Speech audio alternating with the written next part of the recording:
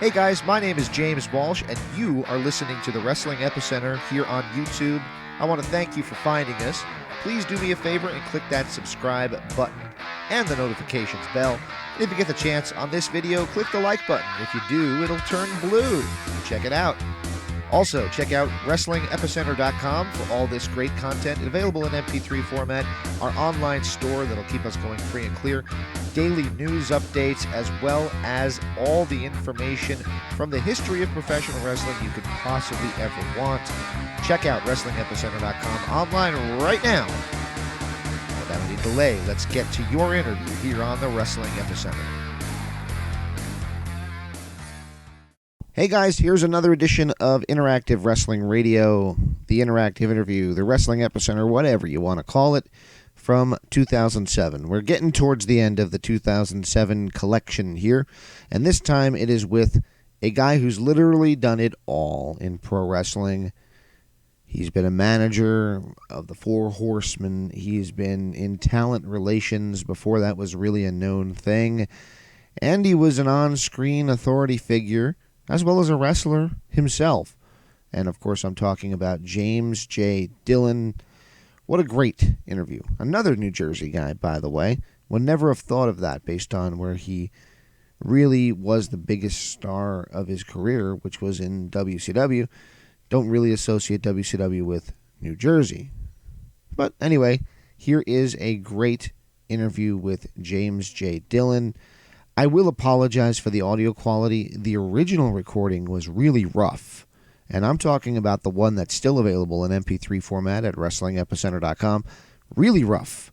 I don't know why it's so rough. The other interviews from around this time don't sound like this, so I'm not sure if JJ's phone was low or if my recording equipment wasn't working right, so I used some kind of a B option, but it was rough, but I cleaned it up the best I could. I think this sounds better than anything we've ever had out there with this interview before. If you want to, compare it. Go to WrestlingEpicenter.com. Go to our store and buy something, will you? Keep us going free and clear. Without any further delay, let's get you to your interview here on the Wrestling Epicenter. And welcome back to the Interactive Interview here on WrestlingEpicenter.com. On the Newsmaker line, we are being joined by a former WWE higher-up, former WCW wrestler, and an all-around legend, one of the original Horsemen, J Dillon. JJ, it's great to have you on the program again. Hi, James. How are you? I'm doing really well, just trying to catch my breath after that intro. Oh. All right, man. It's great to have you on. We had you on about 2.5 years ago. The first thing that we want to ask you about is how you doing after your knee surgery you mentioned to me in the email. Yeah, I've had a chronic knee problem back to my wrestling days, and it was something that I managed to live with. But the last couple of years, I've noticed that it did get worse. I think I've finally came to the conclusion that I had to do something about it. The orthopedic surgeon showed me that on the X-ray going into the surgery that my knee actually was bent at a 14-degree angle, and I was getting worse. So I had to do it. Never really had major surgery in my career, and I focused mainly on that. And of course, came to find out that the really hard work is on the back side. And it was I think two months today since my surgery, and the first couple weeks were really tough. They put you on heavy pain medication, antibiotics. I lost. Now, Bruno is one of those guys who some people like to say is bitter or this, that, or the other thing. And obviously, you being in the business for as long as you have, you've seen the changes as well. And you kind of changed with the times a bit with the way that you did things. You were behind the scenes in the later parts of the career. What is your opinion of the real changes that we've seen in the business from the way it was back in the 60s and 70s to the cartoonish 80s to the edgier days of the 90s and today? Well, as I look back, obviously cable television, I think, brought about the greatest change, because in the old days, with all the regional territories, each one of them was producing their own television shows, so they kind of had control over what their fans, whether it was a geographical area like Florida, Texas, or whatever it was, they controlled what the fans' perception of wrestling was. But cable television changed all that, because now, though they were seeing the locally produced show, all of a sudden they're seeing Georgia Championship Wrestling with Wildfire, Tommy Rich, and Thunderbolt Patterson, and Ole Anderson, and Buzz Sawyer, and of course the fans locally, were wondering when they're going to see these guys out of Georgia that weren't in their towns when they did run live wrestling. So it really changed the landscape of wrestling, and Vince McMahon had the vision, knew that this was coming, and he rolled the dice and was very aggressive to go after the top stars from the different territories and to buy up televisions. And he was the first one to go nationally and was successful at doing it. And the only thing that I think was unfortunate was when World Championship Wrestling went under, because they were never really a threat to the World Wrestling Federation or / WWE today. It was two different styles, always was two different styles, but the benefit was that it allowed for a lot of people to stay in the wrestling business, to make it their livelihood. And eventually Vince was able to cherry pick the better workers that came out of the NWA or WCW that went to the WWF or WWE, because he was the first to establish that national program and eventually international program. And the one thing that he did that WCW never really grasped was the licensing and merchandising, that aspect of the business that generated huge revenue for Vince's company. And of course, that was a pool of revenue that the talent shared in as well. So it was very attractive for the guys that went to the World Wrestling Federation or World Wrestling Entertainment and were successful there. Absolutely. Now, you were with WCW.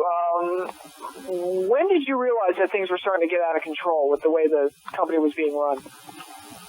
Well, at first, I went there really having no idea what to expect, because I had never met Eric Bischoff before. It was apparent very quickly to me that he was really obsessed with trying to put Vince McMahon out of business. That was his agenda, and he was very successful in increasing the revenue streams. They drew a lot of money, but it was also quickly apparent, too, that they really didn't have a solid business plan, and they were spending a lot of money on talent with guaranteed contracts. And back to my days with the territories, I knew that the one variable in the whole equation was, your talent compensation. That it was always based on how well you were grossing. So it had to be something that was a sliding scale, that when times were good, you could reward your talent. When times were lean, you had to tighten your belt, and talent did too. And with the guaranteed contracts, there was no way for WCW to do that. And that eventually led to their demise. Traditionally in the history of wrestling, talent revenue had to stay somewhere in the ballpark of around 25% of what you were grossing. And I think that last year with the guaranteed contracts, the number at WCW was somewhere up around 60% with no way to cut it back. Now, you're sitting there, and you're one of the office personnel at WCW and obviously on-air commissioner and things of that nature. Did you ever voice your concerns to Eric Bischoff? Not so much to Eric, because it was difficult to talk to him. When you had a conversation with Eric, if you had a list of five important things, you might get through the second one, and then he was...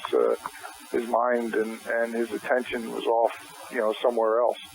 And, there were other key people there who I did express my concern with. There was one who was a lawyer who had an entertainment background, though not wrestling, but she was an entertainment attorney. And I remember telling her one day that, I use the analogy of being on the Titanic and sitting up there in the gatehouse and looking down at the radar screen and seeing the impending doom and trying to get everybody's attention while everybody was just enjoying the music and the lights and not wanting to even recognize the fact that there might be a problem, that this great vessel was even vulnerable to sinking, let alone the fact that it was going to happen. So it's very difficult to get anybody to think that there was doom on the horizon. And the other thing you have to remember too is that it was basically a television company, and right. They were focused on other things. They were focused on ratings, advertising revenue. Didn't understand the makeup of a traditional wrestling company and what you needed to do to be profitable and to stay profitable. So I remember when we already knew that we were in deep trouble. As I said, the iceberg was very visible on the radar screen and getting larger and larger, and yet you went into the Georgia Dome and drew a huge audience, and a lot of the upper management from the North Tower came there that night, looked around, and just assumed by what they were seeing that all was well, when it certainly wasn't. And so that was a part of the problem too, that you really didn't have any people knowledgeable in the wrestling business that you could even have a conversation that they could relate to. Now, there's two different mindsets by some of the people we've interviewed about the closing of WCW. Obviously, that's still one of the big topics people discuss, because it's probably, in our generation, one of the biggest blows that happened in professional wrestling. And one of the mindsets is Bobby Heenan's, and Bobby Heenan said that WWF is a wrestling company that produces television, and WCW was just a wrestling show and not a company. He said it was just a show that was put on by Turner. And I don't know that I necessarily... Do you believe that that's kind of the truth, or do you believe that it's more Kevin Nash's idea that WCW closed because there's nothing they could have done to save it, because Time Warner saw them as a thing, and they cut their funding, and that was basically the end? I mean, there's various ways of looking at it. I think the truth probably lies somewhere in between. As I said, they were basically a television company, so their focus was on the production of a television show and the ratings from week to week. And there were people who would give away the store, and I use the analogy in my book of when Bret Hart came in there, and Bret Hart and Hulk Hogan had never faced each other, and the whole time that they were at the World Wrestling Federation. So here is the potential for a dream match. I'm not saying that it's another Hulk Hogan, Andre the Giant, but it's a dream match against two guys that were champions with different styles that I could just see done the right way, and when I look at it through the eyes of Vince McMahon, building up this confrontation between the two of them. What do you think's going to happen? And speculating on the age of Hulk or what have you. But Eric Bischoff, it's like, we're trying to get a number on Monday night and come on the air at 9:15 and telling everybody, call your neighbors, call everybody tonight for the first time ever, Hulk Hogan and Bret Hart.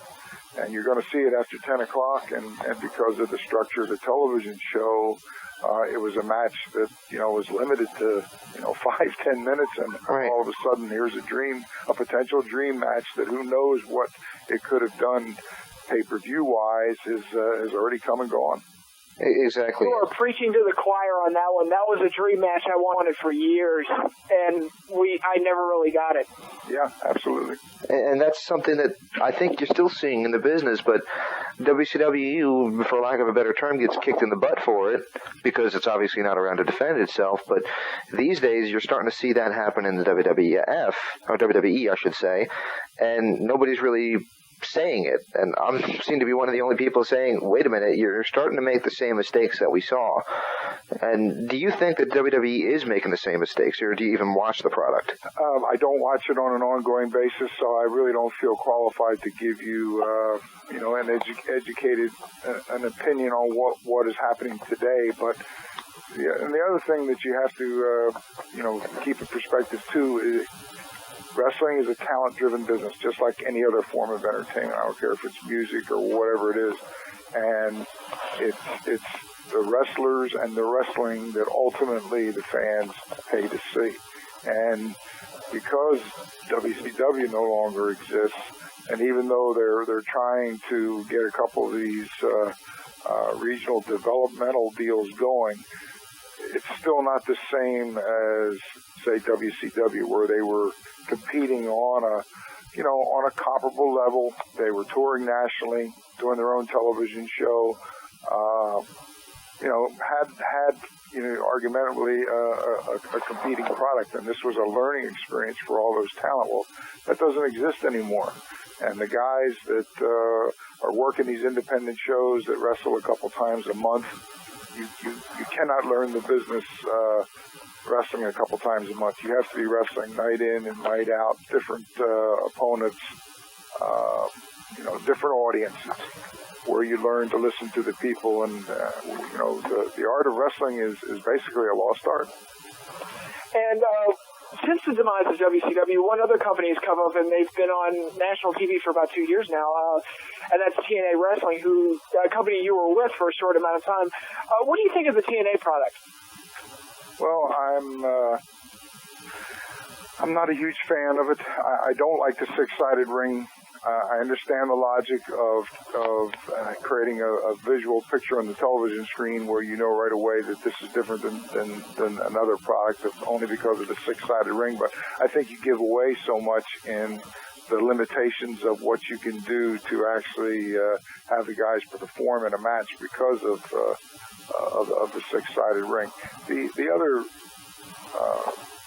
other thing that I guess I focus on, and this goes back to not only the last 2 years, but back to their very beginning, I always felt that you only have one chance at a first impression. And that first impression is either a positive one or it's not a positive one. And if it's not, it's very difficult to overcome that.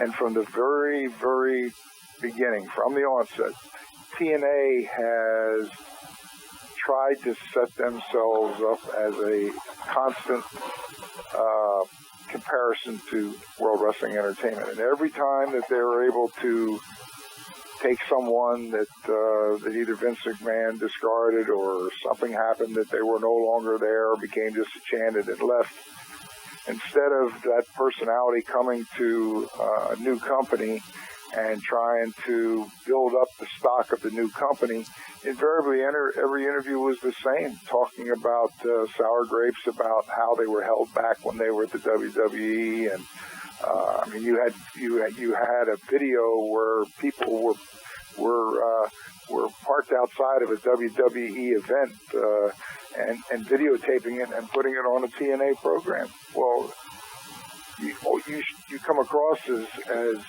someone that's trying to chase something else. You come across as second rate, and they've done that to themselves time and time again. And I think that's that's hurt them perception-wise, that they're looked at as a second-rate company, and it's very hard to overcome that perception once you establish it. Now, you were part of the WCW personnel when DX did something similar, and I think that's what they were trying to capture. Were you guys even aware that they were pulling up to Titan or Turner headquarters in a tank and standing outside the Nitro Arena and things like that, or was that something that just you guys were oblivious to? I think we were oblivious to it, at the time. And I'm not saying that, certainly Vince McMahon and has made his share of mistakes over the year, and really, if you put everything in true perspective, the booking job, the creative director job, whatever name you want to give that position, Vince McMahon has basically been the final say at the company since he started it. And I don't care how brilliant you are, and I've worked for what I regard to be some of the most brilliant minds in the business. Every one of them at some point burns out, and some are able to go away, get a break, and able to come back rejuvenated and capture the magic again. Vince has never left. He's had the final say, and I think Vince was burnt out a long time ago, and it's amazing that, and I think it's because he was the first to go national and international, because he was the first one to develop the outside revenue streams from licensing and marketing. All of these things, I think, gave his company a safety net, that allowed them to make mistakes, but to still prosper, be profitable. And then, of course, once he went public, it's no secret that Vince McMahon nor his family could ever hope to spend, all the money that they're worth. Exactly. Now, in your book, obviously your book is one of the more intelligent books that I've had the fortune of taking a look at. Now, you cover in the book a lot of things, but do you think anybody will ever be able to compete with the WWE, or is it going to be a situation where WWE is just going to be the NFL and nobody will ever be able to put on a program that will compete with it? I guess I would answer yes to that, but at the same time, I think in the industry that there is room for a second major company that can be perceived as comparable. And then there's always the argument about which one is better. It's like some people with Major League Baseball like they like the National League with the pitcher having to bat and having to manage the game differently because the pitcher does come up to bat every 9 times around, where you have the designated hitter in the American League, and it's the game is managed in a different way. You have someone in that position as a pitcher who has obviously got a much higher batting average. It changes the whole game. And there's some people who are purists that say, no, I like the National League, the old style. That's how baseball used to be. And there's people that like the American League style. And you look at how well the American League has done in terms of winning the World Series, winning the All-Star game, and so forth. That's healthy for the game of baseball, and that's putting aside the whole recent steroid thing. Right. Actually, we're going to go there if you're comfortable with that. And I don't know what impact that's going to have on the game of baseball. I think only time will tell. But getting back to your original question, I think if TNA had a different game plan, they could have been what WCW was, had someone with a business understanding that knew that it had to be run with some fiscal responsibility, that it wasn't part of a network that had deep pockets so that they could do some really absurd, silly things and somehow be lulled into thinking that, well, we're providing so many hours of programming, so that's our protection. We're never going to go away. As we know and saw, that obviously that didn't happen. But I think somebody else. The problem is that the cost of startup for a wrestling company is so astronomical that you need someone with the resources of a Ted Turner that happens to have a tremendous passion for the game, or if somebody like Rupert Murdoch that just, one of his grandchildren or something fell in love with wrestling, and so he decided, well, this is just something that I could toy around with, and I've got in a lot of other areas that I can write off losses. And it would take a situation like that for another competitor to come along and be able to stay around long enough. And then the other problem that you have is getting back to the issue of it being a talent-related business, and where would the talent come from? Fair enough. That's fair enough. And that's something Well, I've been... one question I wanted to ask you about the current wrestling product, and James and I talked about this on last week's show, and that's the use of backstage segments where both James and I pretty much agree that we really don't like the new way they do backstage segments where they have the wrestlers backstage and acting and having conversations as if there's no camera on them and just creating the feel of a soap opera, as opposed to when you did something like that with the IV Horsemen where they kidnapped the cameraman and had them follow him around backstage and stuff like that, which came across as far more believable. What do you feel? What are your opinions of the use of backstage segments today? I think you've just answered your own question. I've never been a fan of the backstage segments, except as you point out with in the Horseman days. And we went to I don't want to say great lengths, but we made it a point to explain why that camera was there. In other words, someone was being paid by us because we were trying to send a message to the people that we were competing against that it was kind of a gang mentality. Don't mess with us, because if you do, here's what's going to happen to you. And, whether it was beat up Dusty Rhodes in the parking lot or whatever we did, and then took it a step further, even that being the case, then why would the promoters even air it? And it's, well, we bought the time. We paid for the cameraman, and we bought the time to make sure that it got to air, as distasteful or as despicable as it may have been. And that was something that was logical to the wrestling fan.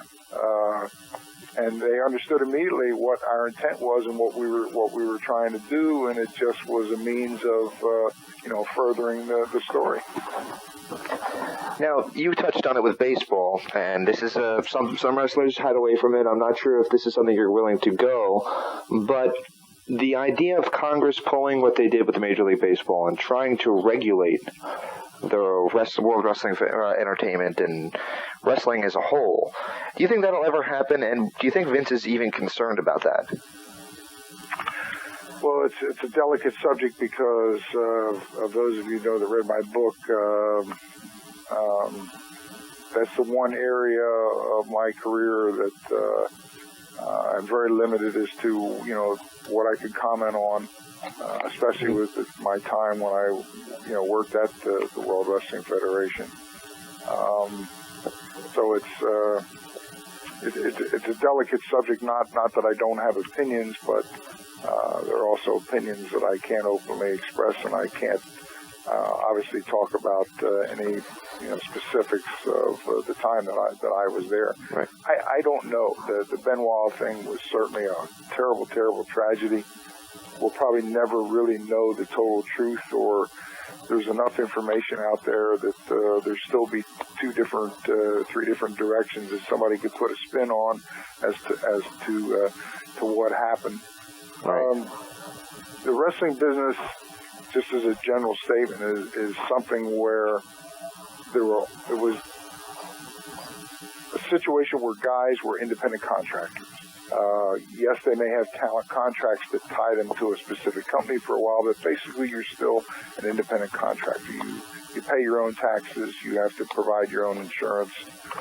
You have to save for your retirement, and so forth and so on.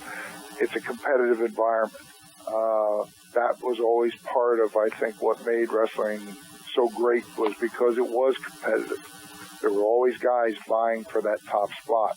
And what it meant was guys made individual decisions as far as their things that they did personally, to whether it was training, whether it was diet, whether it was, whatever, to try to give them that edge to compete with others, because there was only so many people that were going to get that top spot on the card, and that's where the big money was. And some guys chased it their whole career, dreamed of getting there, almost got there, made a fair living, but never broke that ceiling to get to that level. Right. I don't know that would ever change. I don't know that you can change it. I don't think unionization or any of the other things that you talk about, can really change that.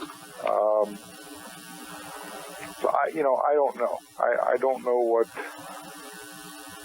it's something that we could talk about probably forever, and there's no answer that's the solution to all the problems. Guys will always make decisions. It is a very demanding lifestyle.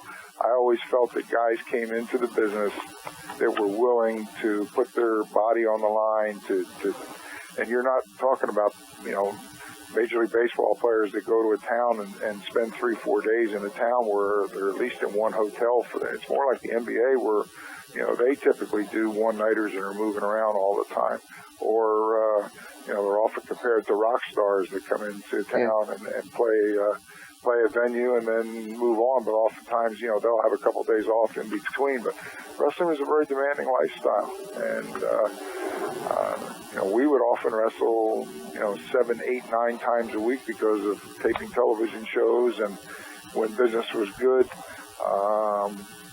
guys would be happy to do a matinee on a Saturday and go somewhere driving distance that night and maybe do it again Sunday because you wanted to make that big money while your product was hot.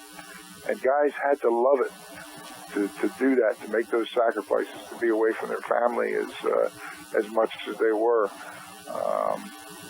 Still the greatest business in the world as far as I'm concerned. And, we certainly agree. As I look back, I love my time in the business. Absolutely. Well, let me ask you this. And as a wrestling fan, watching some of that Benoit coverage on the media was painful because it was clear that a lot of what they were doing was clearly from an uninformed wrestling mind. They obviously weren't fans. They didn't understand the business. And a lot of people say if you aren't a fan, you're just not going to understand it. Now you're seeing them talking about how somebody died and they show a picture of Road Warrior Animal who's alive and well, God willing. And there's things like that were just done consistently that made me clear that they didn't even want to hear about wrestling. They just wanted to run it into the ground. What was your perspective on the whole coverage? Well, I think you've hit the nail on the head. I think it was a sensational story. It happened real quickly, and a lot of people jumped in and felt that they had to cover it. And they didn't have people that were informed.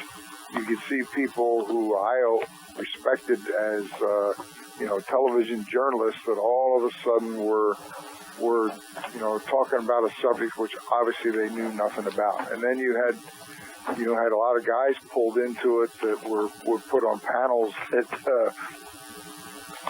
some of whom, had to be very guarded about what they said. I mean, it was a circus to watch, and it was really sad. I remember, I have a lot of respect for Larry King, and he's done it all in his 50-some years in television. But 50 years, I think he's celebrating 50 years this week, actually.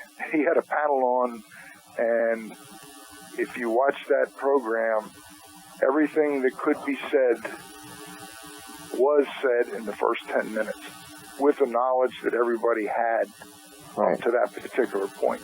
And so here was an hour show, basically rehashing what was said that first 10 minutes and jumping all over the place. And as you said, it was painful to watch. And if that happened with Larry King Live, you can imagine what happened with all these other shows that didn't have the budget and didn't have the people. I mean, some people were made to look awful foolish. There was Pete. Oh yeah, I'll tell you, the one that ticked me off was when I was watching Bill O'Reilly, and he brought up that Sabu got his neck broken in a match with Benoit like 10 years ago, and he tried to use that as an example of how Benoit was a maniac this has been like part of his behavior for a long time, which anyone who saw that match could tell you it was an accident. Yeah. Yeah, it was just a case of, I think Ultimate Warrior did an interview with Sean Hannity and Alan Combs, and they asked him, what did you think of steroids? And he said, basically, steroids are bad, but it's more what else you put in your body. And they shut him down. They wouldn't even let him finish what his thought was. And that was the case across the board, unless you were, not to name names, but Deborah McMichael, who was just going to come on and completely bash on the business. Yeah, well, they were looking for sensationalism, so naturally somebody like that was an attractive guest, especially with a tie to Steve Austin.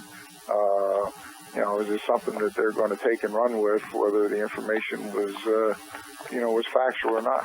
It was sensationalism. It was, absolutely. There's no other way of putting it. Well, we've had you on for a little while now. You keep mentioning your book, and like I said, it's really a different kind of book. I've read everybody's book, from Mick Foley to Missy Hyatt's, which is just way out there and different. I've read a lot of the books, and yours is different. So why don't you tell us a little bit more about this book? Well, it was published 2 years ago.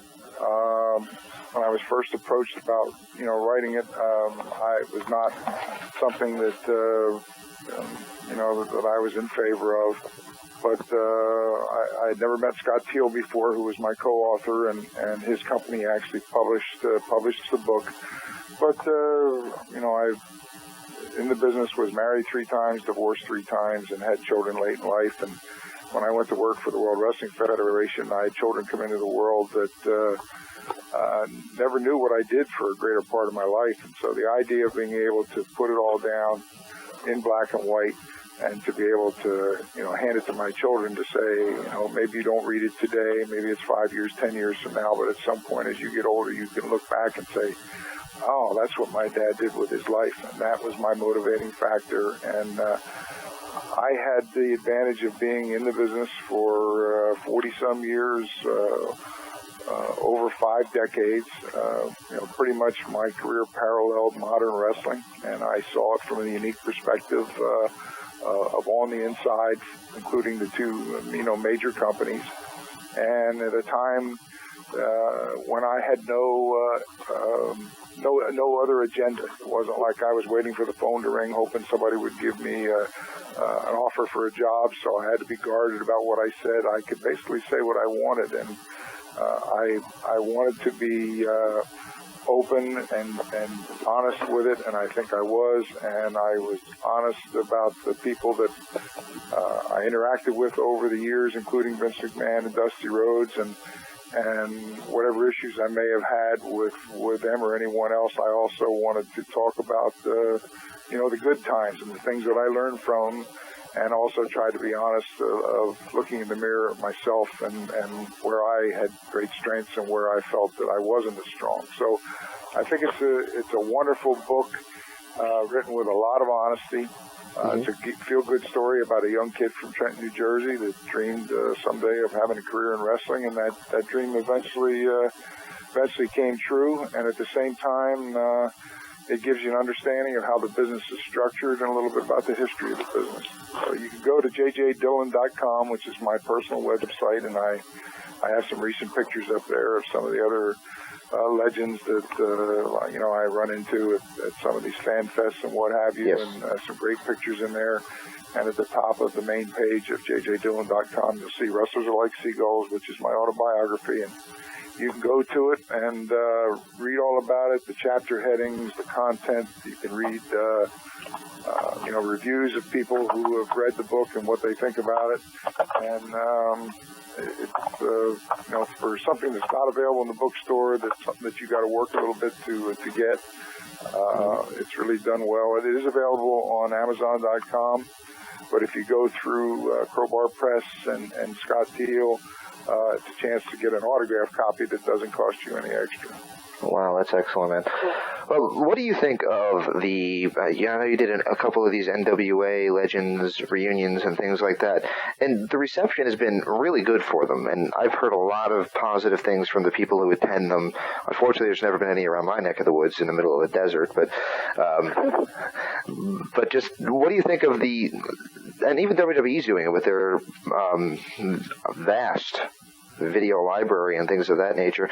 What do you think is behind this whole nostalgia love affection with the fans and the wrestling business?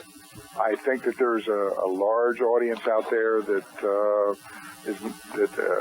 still like to think of themselves as wrestling fans, that are not enamored of the current product, that remember 20 years ago, are able to get some of these nostalgia videos and to look back and have fond memories of those periods of time in the business and some of the great personalities in the history of our business. And then when they find out that they can take a weekend and like 30 or 40 or 50 of the guys from these eras, are going to be available for them to, come and get some of their things signed that they've been holding on to for years, get pictures taken and bring their kids and to share some of the memories. The ones that I've done, I think I've gotten as much out of it as any fan does, because we were isolated from the fans in that era.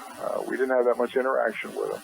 And so to be able to come and have the fans know that they're going to see you on a given weekend, I mean, I can't count the times that fans have come up and, thank me for the years that I gave them and for the memories, and to be able to bring their kids and, come up, tell their kids, I hated this man, and the kid's looking at you and has no idea who you even are, but it's just fans love to relive those memories, and I think the sales of these DVD compilations, whether it's the Horsemen or some of the different territories, there's a large segment of fans out there that would rather get a DVD and relive those memories than maybe spend the money on a current pay-per-view. Well, speaking of those DVDs, the Horseman DVD came out a while back. Have you had a chance to see it? Yes. Let's see, it came out right about a year ago. And I think my segment was recorded just after the new year, so it's approaching a year, but not quite. And I think it was maybe March, April that it came out. But I was approached. Those that have read my book know that I had a very rocky relationship with Vince McMahon when we parted company. In the 11, 12 years since then, I've never seen him, spoken to him, and actually was a little bit surprised to even get a call from someone that was a producer from their video company indicating they wanted to do this and wanted to know if I'd be interested to be a part of it, that they wanted me to. And I felt that I owed it to the other Horsemen, since I really was an integral part from the very beginning through the years of success. I owed it to the other guys. I owed it to the history of the business, and I owed it to the fans to participate. And I did, and was very pleasantly surprised by the end result. I thought it was very well done. Had a great flow to it. They didn't rewrite their own history, which they did on their Monday Night Wars DVD. Yeah, they've been accused of doing that a few times. But for the Horseman piece, by and large, I think it was pretty factual as I remember it. And comments from Triple H and Shawn Michaels and Jim Ross and some of the other people, added to the credibility of the piece. And the whole story was there, and I thought it was, like I say, well done, and I was very, very happy to have been a part of it. And would you ever do anything like that with WWE again, and have you and Vince talked since this happened? No, and I do not have a contract with him. I did not share in royalties from that. I was paid for doing the interview, and that was it. It was a flat fee that I received for doing it. I've been asked that question too. If Vince, especially with Ric Flair as his career is winding down, if they did something and really sent him out the way he deserves to be sent out at the end of his career, if they tried to bring us all back together. And that's a tough question to answer. I don't know. I guess, one side of me says, just like with the DVD, to be part of history and to go back and share it, I would want to be a part of it. I don't know. I guess I'll have to cross that bridge when we get there. And that's assuming that they would ever even, pick up the phone and even ask that question. I don't know. In the meantime, I've become a lifetime member of the Cauliflower Alley Club, which has been around for 40-some years. It's a group of wrestlers, a lot of boxers in it at one time, fans. There's a membership of probably 6,000 or so, and they meet every year for a get-together. The last couple of years it's been in Vegas. Yep. And I was one of those honored last year for my contributions to the business, and I enjoy going to these functions and seeing guys that I wouldn't see under other circumstances. This year, the reunion is in June, and it's in Vegas again. And I'm going to be the MC for the banquet this year, so I'm really excited about that. And at the same time, I'm a strong supporter of the Professional Wrestling Hall of Fame and Museum, which is located up in Amsterdam, New York. And they've only been around a short period of time, maybe 7 years, but it is a legitimate Hall of Fame. Right. It's a little town, much like Cooperstown. Yep. It's a great place to go in terms of the memorabilia that's been donated by wrestlers from their careers, the pictures, the artifacts. It's something that I really can't put to words. You have to go there yourself and see it. I would encourage any true wrestling fan, look on your map, Amsterdam, New York, and at some time, if you can, get up there. And they do an induction, and they've announced, I think May is the induction dinner this year. And here's this little town. Last year there were, about 300 people there. Wow. That come for a weekend. And Piper and DiBiase were inducted last year. This year, I'm drawing a blank on all the names, but I know that Bobo Brazil, who was a big name when I first started into the business, is one of those. That Bret Hart is being honored, and I'm hoping that Bret will be there. Gene Kaniski. So it's a great weekend to go and to again know that you're going to see some of the great legends of the business and be able to interact with them and to be able to go and just see that museum is something that just it is. I never get tired of going there because every time I go, Tony Villano, who's the president, has managed to increase the space and add more things. A great thing that I would encourage everyone to make a point to go there. Yeah, my room currently looks like a wall in what would be a Wrestling Hall of Fame. I got posters and pictures and autographs and a video library that literally takes up an entire wall of my house, floor to ceiling, and things like that. And one time somebody asked me, well, where is this WWE Hall of Fame? And I said, it doesn't exist. They're like, well, what do you mean? I'm like, well, it's a theory, but not a building. Yeah, and I don't want to get into... right. The only argument that I will use is I am a great baseball fan, and again, it's just my personal opinion, but based on his accomplishments on the baseball field, I think Pete Rose should be in the Baseball Hall of Fame. Yes. But Pete Rose is not in the Baseball Hall of Fame, but he is in the World Wrestling Entertainment Hall of Fame, and so I'll rest my case with that. Alrighty. Well, JJ, I love having you on. It's always an honor to talk to you. You're one of my favorites growing up. Yes, I probably should have hated you, but I loved you. I loved you then. I enjoy talking to you now. Thank you again for sharing this time with us and letting us pick your brain for a little while. I've enjoyed it, and a couple years down the line, maybe we'll do it all again. I never get tired of talking about wrestling. And wrestling fans are the greatest in the world. They supported me throughout my career, and whatever I did accomplish, whatever success I had, I owe to the support of the fans, and opportunities like this and Cauliflower Alley and the Hall of Fame and some of these fan fests allow me to interact with the fans and be able to personally thank them for all the support that they gave me. Well, like I said, you're one of our favorite guests. We've been doing this about 5 years. Everybody from Hogan and Flair and Piper. Well, Piper not quite yet, but we're working on them. Everybody's stopped by. We've on the horn with all of them, and we just love having you on because obviously you have a different perspective, having been in it since the 60s and having a different perspective from being behind the scenes as well as in front of the camera. So again, thank you so much for your time. And lastly, is there anything you want to promote? Just last thing. No, not really. Just I will be at the next induction of the Pro Wrestling Hall of Fame in May, and I'll be back at Cauliflower Alley in June. And just again, thank the fans for all their support, and I would like to wish you and all your listeners and all the great fans out there the happiest of holidays, and have a safe one. All right, JJ. Well, stay tuned for more from the interactive interview, and thank you again to Mr. J Dillon. JJ, thank you so much. I really do appreciate it. That was awesome. Hey guys, my name is James Walsh, and you are listening to the Wrestling Epicenter here on YouTube. I want to thank you for finding us. Please do me a favor and click that subscribe button and the notifications bell.